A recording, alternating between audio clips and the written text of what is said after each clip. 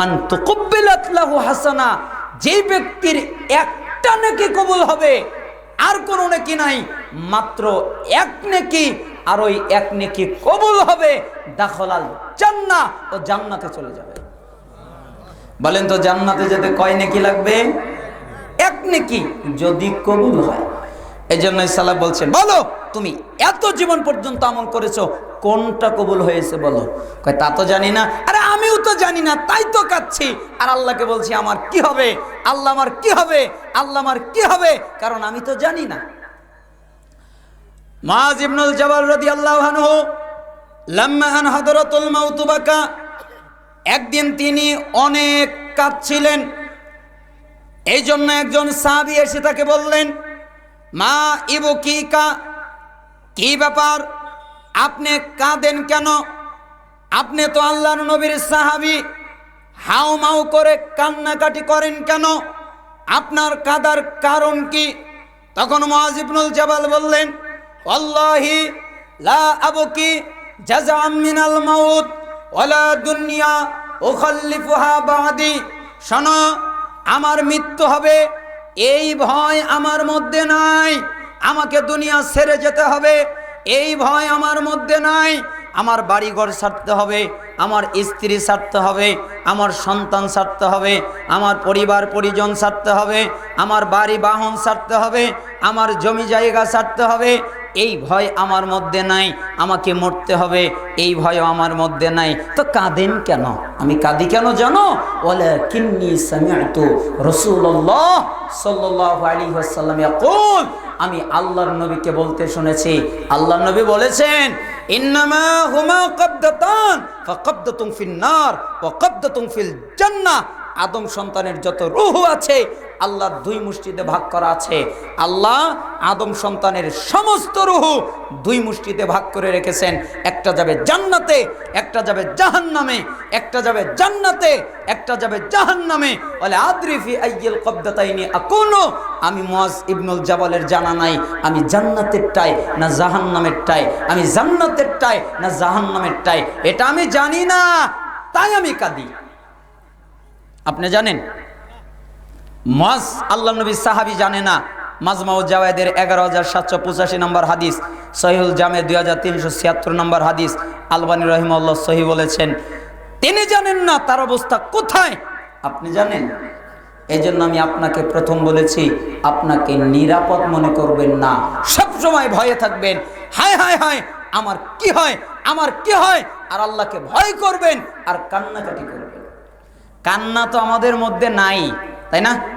কি আমি শেষ করে দিব? কান্না কি আমাদের মধ্যে আছে? নাই, আমরা কাঁদি না। আল্লাহর ভয়ে কাঁদতে হয়, দুই একজন পাওয়া যেতে পারে, কিন্তু অধিকাংশ মানুষ হাসে। হাসার মানুষ অনেক আসে, কিন্তু কান্নার মানুষ নেই। হাসার মানুষ অনেক পাবেন, অনেক আছে, কিন্তু কান্নার মানুষ নেই। আল্লাহকে, আল্লাহর ভয়ে, জাহান্নামের ভয়ে কাঁদবে এই মানুষ নেই। আপনারা পাহাড় চেনেন? চেনেন? সিলেটে আছে, রাঙ্গামাটিতে আছে, খাগড়াছড়িতে আছে, বান্দরবনে আছে। ওই সমস্ত পাহাড়ের মধ্যে আবার ঝর্ণা আছে, তাই না? পাহাড়ে ঝর্ণা নামে না?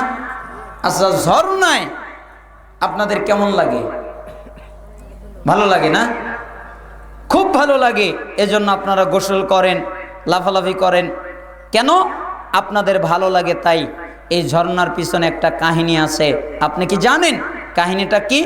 একদিন ঈসা আলাইহিস সালাম একটা পাহাড়ের সামনে দাঁড়িয়ে আছে, এরপরে তাকিয়ে আছেন, দেখে যে ডান দিক থেকে একটা ঝর্ণা যাচ্ছে, বাম দিক থেকে একটা ঝর্ণা যাচ্ছে। তাই তিনি পাহাড়কে জিজ্ঞেস করলেন, পাহাড় জি তুমি কি বলতে পারো? কি বলতে পারবো? এই যে আমার ডান দিক থেকে ঝর্ণা কোথায় থেকে প্রবাহিত হয়, এই বাম দিকের ঝর্ণা কোথায় থেকে প্রবাহিত হয়, এটা কি তুমি বলতে পারো? পাহাড় জি আমি বলতে পারি।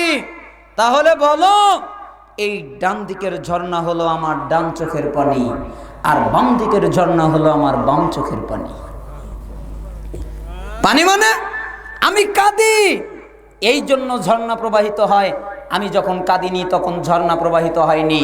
আগে পাথর থেকে ঝর্ণা প্রবাহিত হয়নি, যেদিন থেকে আমি পাথর কান্না শুরু করেছি ওই দিন থেকে ঝর্ণা প্রবাহিত হয়েছে।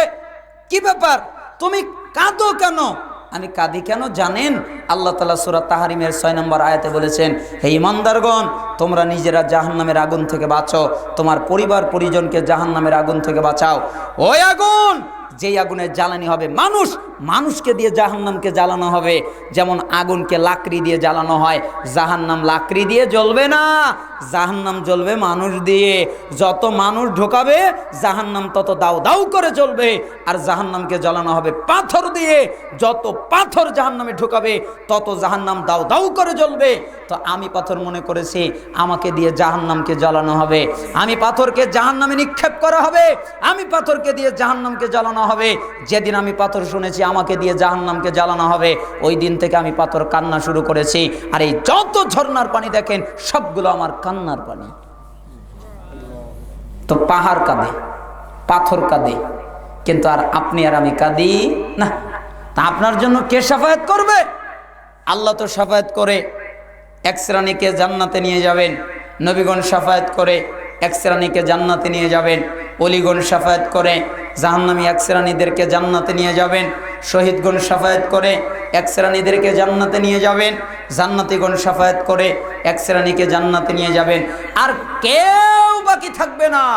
তখন একটা চুল, চোখের একটা পশম আল্লাহকে বলবে, আল্লাহ বলো, ও আল্লাহ বলো, আল্লাহ তোমার ওই বান্দা কোনো দিন কাঁদে নাই, মাত্র একদিন তোমাকে ভয় করেছিল, একদিন তোমার ভয়ে কান্নাকাটি করেছিল, তোমার জাহান্নামের ভয়ে কেঁদেছিল।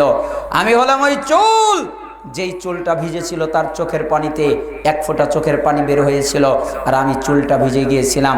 আল্লাহ তুমি আমাকে অনুমতি দাও না, তোমার ওই বান্দাকে আমি জাহান্নাম থেকে বের করে নিয়ে আসি।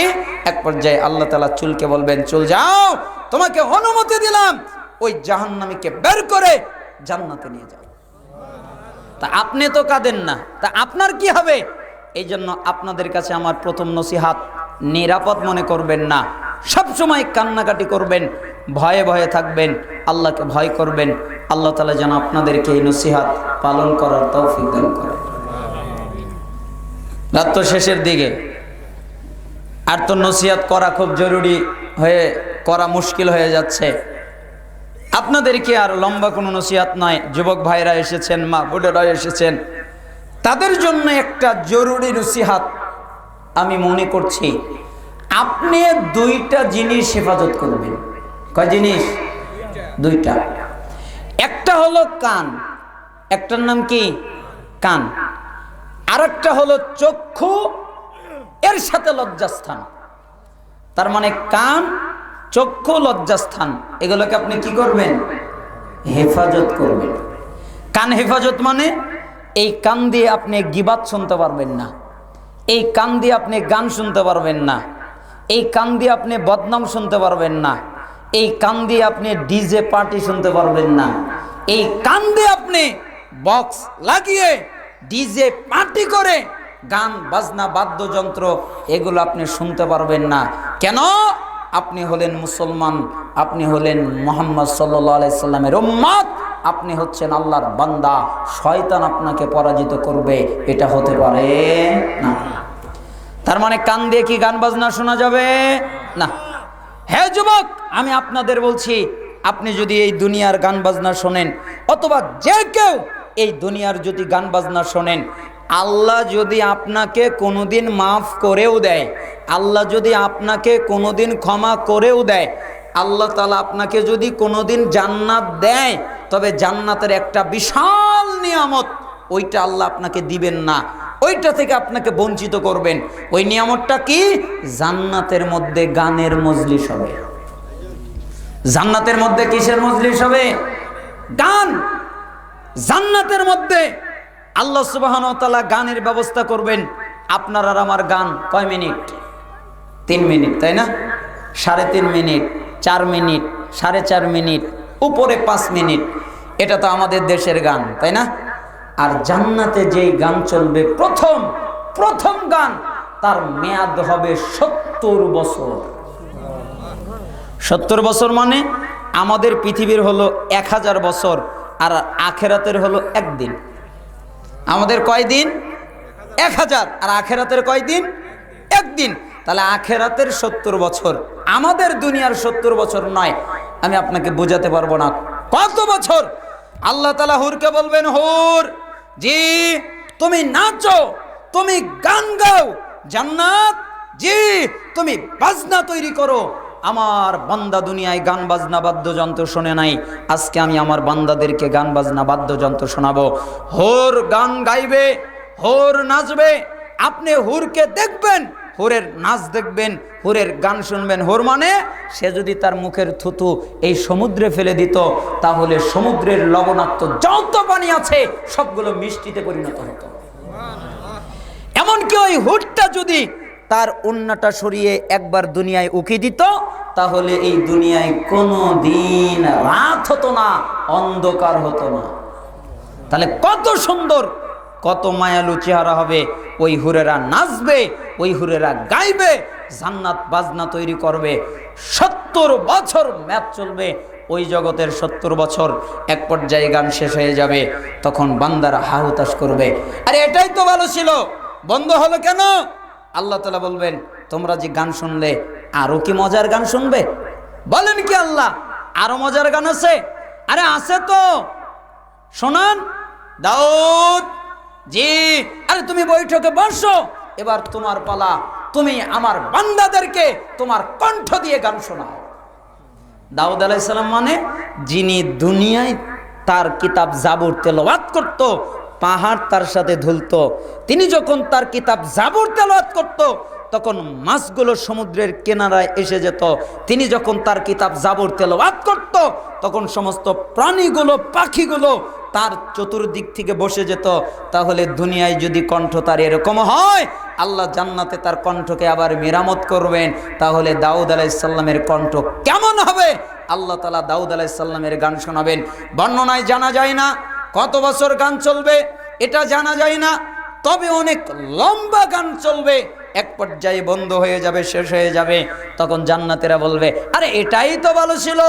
তখন আল্লাহ তাআলা বলবেন, তোমরা কি আরো মজার গান শুনবে? বলেন কি আল্লাহ আরো মজার গান আছে? আরে আছে তো, তাহলে শোনান। মুহাম্মদ জি, এবার তোমার পালা, তুমি সিংহাসনে বসো আর তোমার উম্মতদেরকে তুমি গান শোনাও। মুহাম্মদ সাল্লাল্লাহু আলাইহি সাল্লাম যখন তেলাওয়াত করবেন, মুহাম্মদ সাল্লাল্লাহু আলাইহি সাল্লাম যখন গান গাইবেন, তখন এর আগে যা শুনেছে সব ভুলে যাবে। আগে যা শুনেছে সব কি হয়ে যাবে? ভুলে যাবে। মুহাম্মদ সাল্লাল্লাহু আলাইহি সাল্লামের সুরের কাছে এক পর্যায়ে মুহাম্মদ সাল্লাল্লাহু আলাইহি সাল্লামের গান বন্ধ হয়ে যাবে, শেষ হয়ে যাবে। জান্নাতীরা হাহুতাশ করবে, এটাই তো ভালো ছিল, এটাই তো ভালো ছিল। তখন আল্লাহ তাআলা বলবেন, আরো কি মজার গান শুনবে? বলেন কি আল্লাহ আরো মজার গান আছে? আরে আছে তো,